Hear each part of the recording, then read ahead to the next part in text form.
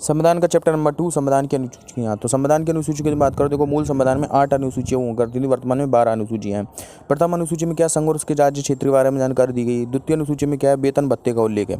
और द्वितीय अनुसूची में किस किस के वेतन भत्ते का उल्लेख है, ये पूछा जाएगा तुमसे। तो भारत के राष्ट्रपति के वेतन भत्ते का उल्लेख है, राज्यसभा के सभापति और उपसभापति के वेतन भत्ते का उल्लेख है, लोकसभा के अध्यक्ष तथा उपाध्यक्ष के वेतन भत्ते का उल्लेख है, ठीक है, राज्यों की विधानसभाओं के अध्यक्ष तथा उपाध्यक्ष के वेतन भत्ते का उल्लेख है, और राज्य विधानमंडलों के सभापति और उपसभापति के वेतन भत्तों का उल्लेख है।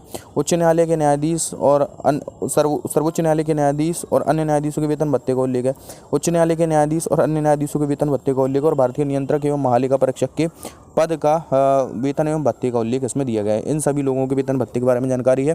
तृतीय अनुसूची में शपथ का वर्णन है और ठीक है किस किस की शपथ के बारे में जानकारी यहाँ पर दी गई है। तो यहाँ पर राज्य देखो जो संसद के सदस्य होते हैं उनकी शपथ के बारे में उल्लेख है, ठीक है, संसद के सदस्यों की शपथ के बारे में उल्लेख है, संसद के सदस्यों के उम्मीदवार जो होते हैं उनकी शपथ का उल्लेख है, राज्य विधानमंडल के सदस्यों की शपथ का उल्लेख है और राज्य विधानमंडल के जो उम्मीदवार होते हैं उनकी शपथ का उल्लेख है, ठीक है। इसके बाद हम बात करें देखो जो केंद्रीय मंत्री होते हैं केंद्रीय मंत्रियों के शपथ का उल्लेख है और राज्य मंत्रियों के शपथ का उल्लेख है। इसके बाद भारत के नियंत्रक एवं महालेखा परीक्षक के पद की शपथ का उल्लेख है, सुप्रीम कोर्ट के जज की शपथ का उल्लेख है और हाई कोर्ट की जज के शपथ का उल्लेख है। इन सभी की शपथों का उल्लेख यहाँ पर दिया गया है। चौथी अनुसूची में क्या है, चौथी अनुसूची की बात करें राज्यसभा में प्रतिनिधित्व का वर्णन है, यानी कि राज्यसभा सीटों का आवंटन यहाँ पर दिया गया है। अनुसूची 5 में क्या है, अनुसूची 5 में क्या है, अनुसूचित जनजाति क्षेत्र के नियंत्रण एवं प्रशासन का उल्लेख दिया गया है। और छठी सूची की बात करें तो एटीएम नाग, ठीक है, ए से असम, टी से त्रिपुरा और मी से मेघालय, ठीक है, एटीएम असम, त्रिपुरा, मेघालय और मिजोरम ये 4 राज्यों के सामान्य प्रशासन से संबंधित प्रावधान है छठी अनुसूची में।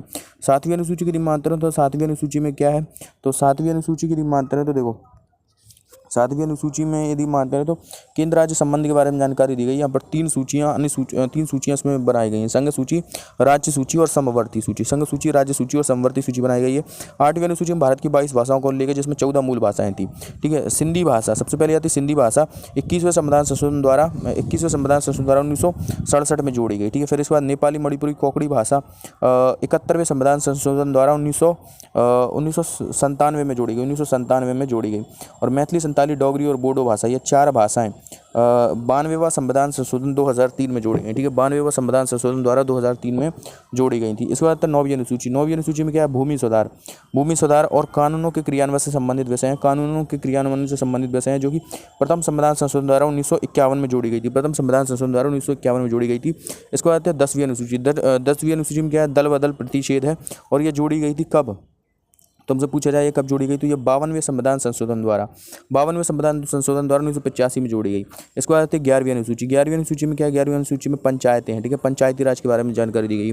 11वीं अनुसूची में पंचायती राज के बारे में जानकारी दी गई है और ये जोड़ी गई है 73वें संविधान संशोधन द्वारा 1992 में जोड़ी गई है। और इसमें कुल कितने विषय हैं, पंचायती राज में कुल कितने विषय हैं, तो 29 विषय हैं, हमेशा याद रखिए 29 विषय हैं पंचायती राज में, ठीक है, पंचायती राज में 29 विषय हैं, ठीक है। इसके बाद 12वीं अनुसूची। 12वीं अनुसूची में नगरीय निकायों के बारे में जानकारी, नगर पालिकाओं के बारे में जानकारी और ये 74वें संविधान संशोधन द्वारा 1992 में ही जोड़ी गई है, 74वें संविधान संशोधन द्वारा 1992 में जोड़ी गई है।